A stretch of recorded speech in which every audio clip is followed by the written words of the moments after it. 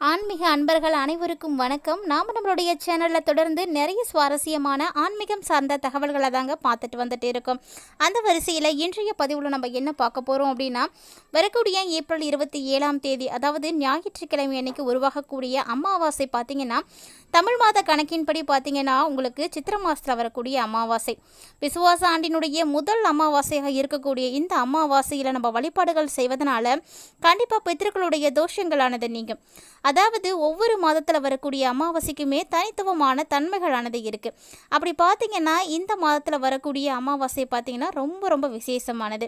அதாவது முன்னோர்களை வழிபாடுகள் செய்கிறதுனால பித்திருக்களுடைய சாபம் குல சாபம் எல்லாம் நீங்குவதற்கு இந்த அமாவாசை தாங்க ரொம்பவே ஏற்ற அமாவாசை. தொடர்ந்து நம்மளுடைய பதிவுகளில் அமாவாசையில் வழிபாடுகள் எப்படி செய்யணும் அப்படின்றத பற்றி தான் பார்த்துட்டு இருக்கோம். அந்த வரிசையில் இந்த பதிவில் அமாவாசைக்கு அப்புறமா ஏற்படக்கூடிய மாற்றங்களானது விருச்சிக ராசி நேயர்களுக்கு ஏற்படுத்தி கொடுக்கக்கூடிய பலன்கள் எப்படி இருக்க போகுது அப்படின்றத தான் தொடர்ந்து பார்க்க போகிறோம். வீடியோக்குள்ளே போகிறதுக்கு முன்னாடி நீங்கள் இன்னும் நம்ம சேனலை சப்ஸ்கிரைப் பண்ணாமல் இருக்கீங்க அப்படின்னா மறக்காமல் சேனலை சப்ஸ்கிரைப் பண்ணிக்கோங்க. கூடவே பக்கத்தில் இருக்கிற பெல் ஐக்கானையும் கிளிக் பண்ணிக்கோங்க. அப்போ தான் நாங்கள் போடக்கூடிய வீடியோக்கள் எல்லாமே உங்களுக்கு நோட்டிஃபிகேஷனாக உடனுக்குடன் வந்தடையும். நீங்களும் பார்த்து பயன்பெறலாம். வாங்க வீடியோக்குள்ளே போகலாம். பொதுவாக ஒவ்வொரு மாதத்தில் வரக்கூடிய எல்லா நாட்களுமே எல்லா தெய்வங்களையும் வழிபாடு செய்வதற்கு ஏற்ற நாட்கள் அப்படின்னு தான் சொல்லுவாங்க. ஆனால் முன்னோர்களை வழிபாடு செய்கிறதா இருந்தால் மட்டுமே அமாவாசையை மட்டும்தாங்க தேர்வு செய்கிறாங்க. ஏன்னா இந்த நாள் முன்னோர்களுக்கு மட்டுமே உரிய நாள். அவங்கள நம்ம தொடர்ந்து வழிபாடுகள் செய்வதாலையும் அவங்களுடைய மனம் குளிரும்படியாக நிறைய விஷயங்கள் செய்கிறதுனாலையும் மட்டும்தான் நமக்கு நிறைய பிரச்சனைகளானது தீரும். அப்படி தான் இந்த அமாவாசையும் வழிபாடுகள் செய்வதற்கு உகந்த அமாவாசையாக இருக்குது. ஸோ சித்திரை மாதத்தினுடைய அமாவாசை அப்படிங்கிறது ரொம்பவே விசேஷமானது தாங்க. அது மட்டும் இல்லாமல் விசுவாச ஆண்டினுடைய முதல் அமாவாசை அப்படிங்கிறது குறிப்பிடத்தக்கது. இந்த அமாவாசை ஏப்ரல் மாதம் 27ஆம் தேதி ஞாயிற்றுக்கிழமை அன்னைக்கு வந்திருக்கு. அபூர்வமாக பல ஆண்டுகளுக்கு பிறகு கடந்த மாதத்தில் வந்த அமாவாசை பார்த்திங்கன்னா சூரிய கிரகணமானது ஏற்பட்டது. ஞாயிற்றுக்கிழமை அன்னைக்கு வரக்கூடிய சித்திரை மாத அமாவாசை பித்ருதோஷத்தை போக்கக்கூடிய அமாவாசை. ஸோ கண்டிப்பாக தவறாமல் உங்களுடைய முன்னோர்களுக்கு தர்ப்பணம் செய்யுங்க. இந்த தர்ப்பணம் எப்போ செய்யணும், என்ன மாதிரியான விஷயங்கள்லாம் செய்யணும், இதனுடைய மகத்துவம் எப்படி இருக்குது அப்படின்றதையும் நம்ம தொடர்ந்து பார்க்கலாம். சித்திரை மாத அமாவாசையானது ஏப்ரல் 27ஆம் தேதி ஞாயிற்றுக்கிழமை அன்னைக்கு வந்திருக்கு. திதி எப்போ ஆரம்பமாகுது அப்படின்னு பார்த்தீங்கன்னா, ஏப்ரல் 27ஆம் தேதி 3:40 ஆரம்பமாகி ஏப்ரல் 28ஆம் தேதி 1:12 முடிவடையுதுங்க. பொதுவாக இந்த சித்திரை மாதத்தில் வரக்கூடிய அமாவாசை முழு அமாவாசையாக, அதாவது ஞாயிற்றுக்கிழமை தான் இருக்குது. ஸோ முழுமையாக அன்னைக்கு தர்ப்பணம் கொடுக்கக்கூடியவங்களாம் செய்துக்கணும். எப்போது தர்ப்பணம் கொடுக்கணும் அப்படின்னா, முடிந்த அளவுக்கு அமாவாசை திதி அந்த நாள் முழுக்க இருக்கிறதுனால மதிய நேரத்துக்குள்ளே நீங்கள் தர்ப்பணம் கொடுக்கறது தான் ரொம்பவே நல்லது. அதனால் மதியம் 12 மணிக்குள்ளே சித்திரை அமாவாசைக்கான தர்ப்பணத்தை நிச்சயமாக நீங்கள் செய்து முடிச்சிடணும். இந்த ஒரு தர்ப்பணத்தை செய்கிறது ரொம்பவே நல்லதுங்க. பொதுவாக கிரகங்களுடைய பயிற்சிகள் ஏற்படக்கூடிய நேரத்தில் ராசியின் அடிப்படையில் சூரியன் சந்திரன் அப்படின்னு சொல்லக்கூடிய இந்த 2 கிரகங்களுமே, அதாவது 2 கிரகங்களுமே ஒளி கிரகங்கள் தான். இது 2 ஒரே ராசியில் ஒன்றாக சேரக்கூடிய இந்த ஒரு நாளை தான் அமாவாசை அப்படின்னு சொல்கிறோம். எப்போவுமே சித்திரை மாதத்தில் வரக்கூடிய அமாவாசை மேசராசியில் சூரியன் மற்றும் சந்திரன் ஒன்றாக இணையும் பொழுது தான் ஆரம்பமாகும்.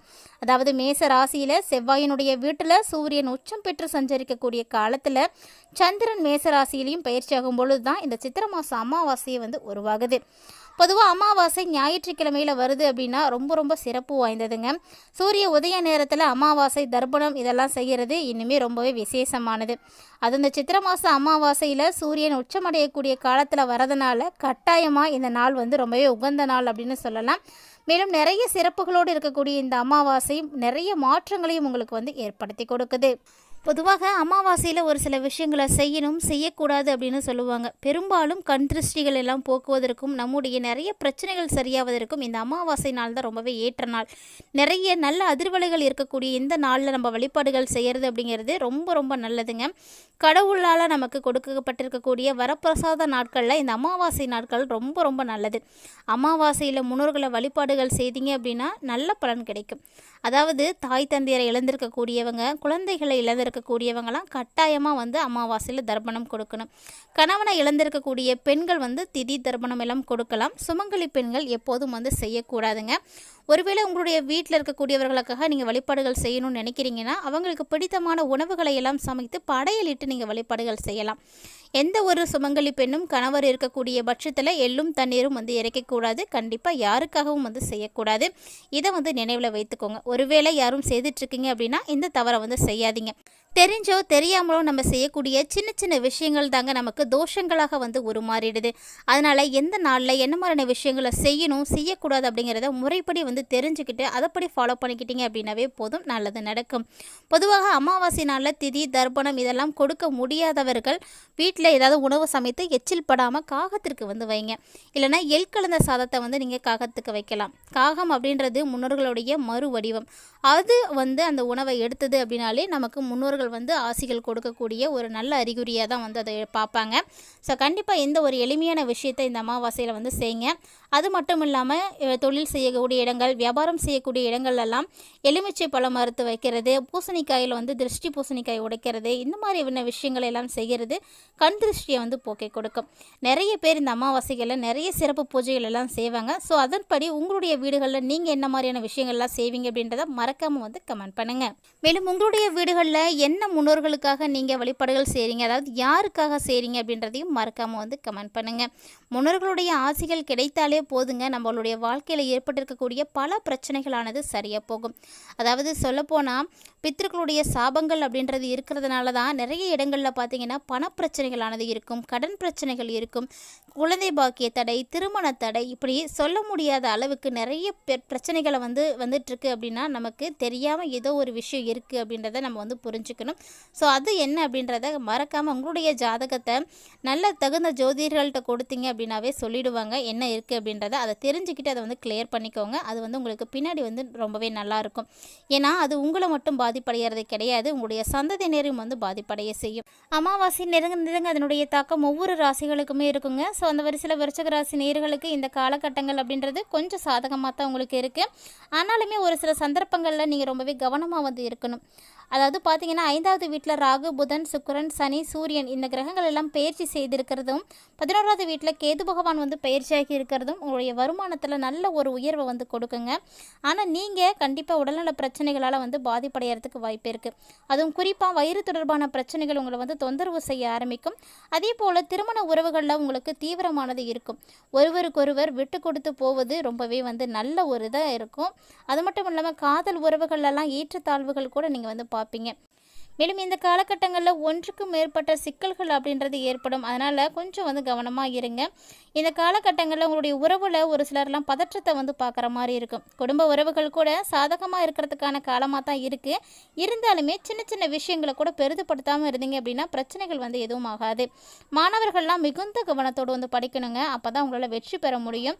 அது மட்டும் இல்லாமல் வேலை செய்யக்கூடியவங்க வேலையில் நல்ல ஒரு ஆர்வத்தோடு வந்து இருக்கணும். இந்த மாதம் உங்களுக்கு சாதகமாக தான் இருக்குது. அதுவும் அமாவாசைக்கு அப்புறமா வியாபாரத்துலலாம் நல்ல ஒரு லாபம் கிடைக்கும்.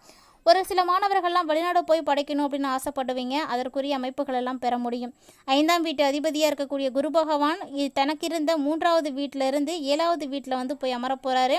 ஸோ 7ஆம் அதிபதியாக இருக்கக்கூடிய சுக்கிரனோடு அங்கு வந்து ராசியை வந்து மாற்றி அமைக்கிறாரு. இந்த ஒரு விஷயம் பார்த்தீங்கன்னா உங்களுடைய அறிவை வந்து அதிகரிக்க செய்யுங்க. 4வது வீட்டு அதிபதியாக இருக்கக்கூடிய சனி பகவானும் 5வது வீட்டில் சூரியன், புதன், ராகு, சுக்கிரனோடு வந்து சேர்ந்து இருக்கிறாங்க. ஸோ இந்த ஒரு சூழ்நிலையில், இந்த ஒரு குடும்ப சூழ்நிலையில் நல்ல ஒரு மாற்றங்களை நிச்சயமாக நீங்கள் வந்து பார்ப்பீங்க. காதல் மனைவியோட சுமூகமான உறவுகளை வந்து பார்க்க முடியும். மேலும் இந்த டைமில் ஒருவரை ஒருவர் நீங்கள் வந்து ஊக்குவிக்கிறதுனால நல்ல ஒரு முன்னேற்றமானது இருக்கும். முன்னேற்றத்திற்கான வழிகாட்டியாக நீங்கள் வந்து காணப்பட போகிறீங்க. ஸோ மேலும் பார்த்தீங்கன்னா ஒரு உறவு, நல்ல ஒரு வாழ்க்கை துணை, இது எல்லாமே வந்து உங்களுக்கு கிடைக்கும். உங்களுடைய ராசிக்கு அதிபதியாக இருக்கக்கூடிய செவ்வாய் பகவானும் பார்த்தீங்கன்னா மாதத்தினுடைய தொடக்கத்தில் இருந்து 8வது வீட்டில் வந்து இருக்கிறாங்க. ஒரு சில நேரங்களில் உங்களுக்கு காயங்கள் கூட ஏற்படலாம். அதுவும் சொல்லப்போனால் சின்ன சின்னதாக அறுவை சிகிச்சைகள் கூட தேவைப்படுற மாதிரி இருக்கும். கண்டிப்பாக ரத்தம் சம்பந்தமான பிரச்சனைகளானது வரத்துக்கும் வாய்ப்பு இருக்குது. ஸோ இந்த டைமில் உங்களுடைய உடல் ஆரோக்கியத்தின் மீது அதீத கவனத்தை வந்து எடுத்துப்பது விருச்சிக ராசி நேயர்களுடைய முக்கியமான ஒரு விஷயமா இருக்குது. ஸோ கண்டிப்பாக வந்து பார்த்து கவனமாக இருங்க. மேலும் அமாவாசைக்கு அப்புறமா வரக்கூடிய கிரக அமைப்புகளானது உங்களுக்கு எல்லா வகையிலுமே நல்லது செய்கிறதுக்காக செவ்வாய்க்கிழமைகளில் அனுமன் சாலிசாவை வந்து நீங்கள் தொடர்ந்து வந்து படிச்சுட்டு வாங்க. உங்களால் முடியும் அப்படின்னா சுந்தரகாண்டத்தை படிக்கிறது ரொம்பவே நல்லது. ஸோ இது போல் எளிமையான வழிபாட்டு முறைகளை நீங்கள் தொடர்ந்து செய்கிறதுனால நல்ல ஒரு மாற்றங்களை வந்து பார்க்க முடியும். இந்த வீடியோ பதிவில் விருச்சிக ராசி நேயர்களுக்கு வரக்கூடிய அமாவாசையானது எத்தகைய மாற்றங்களை ஏற்படுத்தி கொடுக்க இருக்குது அப்படின்றத பற்றி தெளிவாக பார்த்துருப்பீங்கன்னு நினைக்கிறேன். வீடியோ உங்களுக்கு பிடிச்சிருக்கு அப்படின்னா லைக் பண்ணுங்கள், ஷேர் பண்ணுங்கள், மறக்காமல் கமெண்ட் பண்ணுங்கள். இது மட்டும் இல்லாமல் இது போல் நிறைய இன்ட்ரெஸ்டிங்கான ஆன்மீகம் சார்ந்த தகவல்களை எல்லாம் உடனுக்குடன் பார்த்து தெரிஞ்சுக்கிறதுக்கு தெரிஞ்சுக்கிறதுக்காக சேனலை சப்ஸ்கிரைப் பண்ணிவிட்டு ஃபாலோ பண்ணிக்கோங்க. கூடவே நம்மளுடைய சேனலில் கொடுக்கப்படக்கூடிய எளிமையான வழிபாட்டு முறைகளையும் தொடர்ந்து செய்து பயன்பெறுங்க. மேலும் இது போல் நிறைய இன்ட்ரெஸ்டிங்கான ஆன்மீகம் சார்ந்த தகவல்களோட மற்றொரு ஆன்மீக பதிவில் சந்திக்க